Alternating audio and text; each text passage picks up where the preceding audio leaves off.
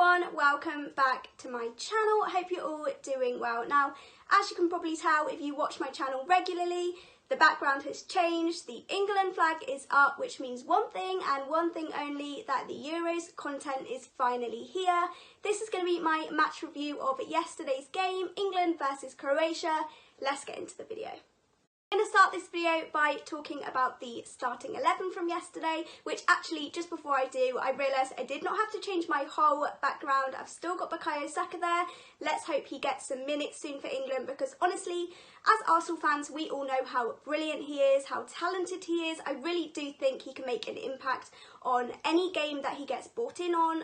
I can't see Gareth Southgate starting him in any game soon. I think he'll be someone that comes on from the bench. But yeah, I thought I would quickly just mention that because he is still shining bright in my background there. But yeah, going back to the starting 11 yesterday, of course it was leaked. It came out very, very early in the day before it had been officially announced that Gareth Southgate had made some interesting decisions. Now, the one I want to talk about first is Kieran Trippier at left back. So that was a very, very strange decision. A lot of people were up in arms about it. We have a lot of talented left backs in the side. I mean, Luke Shaw has been brilliant this last season in the Premier League. Not quite sure why he didn't start. Gareth Southgate did come out and say the reasons for picking Trippier at left back. He said it was down to his experience, the experience he can bring to the side. He has so much experience in these kinds of games. I think I just said experience about 100 times there, but yeah, that was his explanation for that very, very strange decision.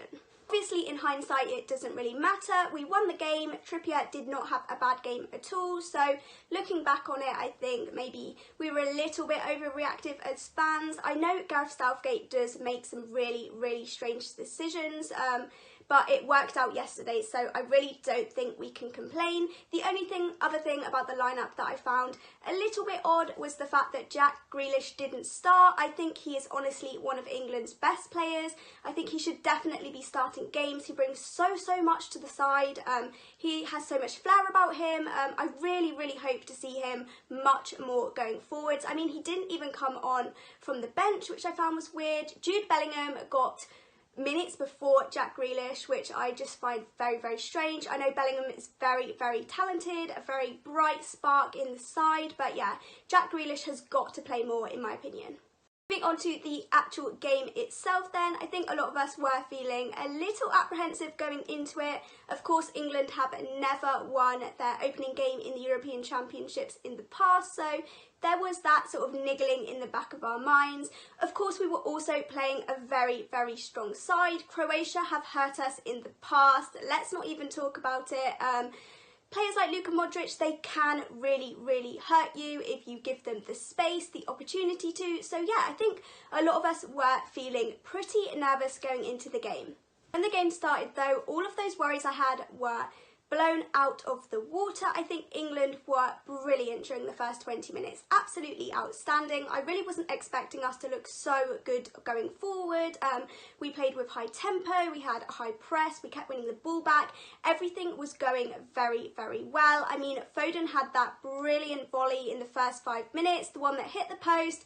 Honestly, if that had gone in, that would have been such a brilliant, brilliant goal. Of course, that was set up by Raheem Sterling, who also had a very, very good game yesterday. Raheem Sterling hasn't been that brilliant recently for City, so I wasn't actually expecting much from him. I was very, very surprised at how good he looked yesterday, especially in those first sort of 20 minutes or so.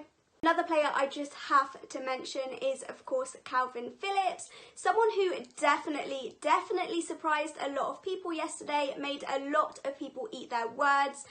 Before the game, everybody was moaning that he was starting. I think people are very, very quick to judge players that play for lower league sides, but if you'd actually done your research, you would have seen that Calvin Phillips has been brilliant for Leeds this past season. He is a very, very good player, and he proved himself yesterday. He was brilliant going forward. He was great defensively as well. Definitely my man of the match, sorry. I think it was everybody's man of the match, let's be honest. He has got to start going forwards. He has definitely cemented his place in this England side. good on him. I was very, very impressed with him yesterday. Continuing on with the game then, after that really bright first 20 minutes, things definitely slowed down quite significantly for England. Croatia actually grew back into the game. The second part of that first half was very much Croatia's. They took back control. I think they'd kind of worked out our tactics and they definitely grew back into the game. We were pretty flat in the second part of that first half, which was a little disappointing after watching such a great start to the game. But yeah, luckily we went into half-time at 0-0, so it was all still to play for. Moving on to the second half of the game then, I think a lot of us were expecting Southgate to make a few changes. It was very, very hot yesterday, so it was sort of an added aspect of the game that everybody looked very tired. Of course, everything had fallen very flat at the end of the first half, so I think a lot of us were expecting maybe a Grealish to come on, somebody that has fresh legs that can make a difference in the game, but he did not actually make any changes at half-time at all. He stuck with the team that was out in the first half, and then that brilliant goal came, which was set up solely by Calvin Phillips. Another great thing he did yesterday. I mean, he couldn't put a foot wrong. I think he was outstanding. He obviously put a perfect ball in through to Raheem Sterling, who then scored. Really happy for Sterling to get that goal as well, especially with this whole booing of the taking the knee thing, which I think is very ironic that people were booing, taking the knee and then cheering when Raheem Sterling, a black player, scored. I mean, you really couldn't write it. It's absolutely ridiculous. We've got to kick racism out. I think the booing is so ridiculous. I mean, I put a tweet out a couple of weeks ago about it and people were trying to justify it. I mean, let's not get into that because this video could go down a whole different route, but yeah, very happy for Sterling to have got that goal yesterday. After the goal, not much else happened. It was quite a flat second half other than that one piece of brilliance. It wasn't the most exciting game to watch, but I was absolutely buzzing. I loved it so much. The fact we won our opening game, we beat Croatia, and yeah, I was just really happy. I was quite disappointed to see so much negativity after the game. I mean, come on guys, we actually won a game. Football is coming home, as they say. I mean, there's a long way to go, but it's really nice to just get excited about something, to win the game, and just have these positive vibes is such a good feeling.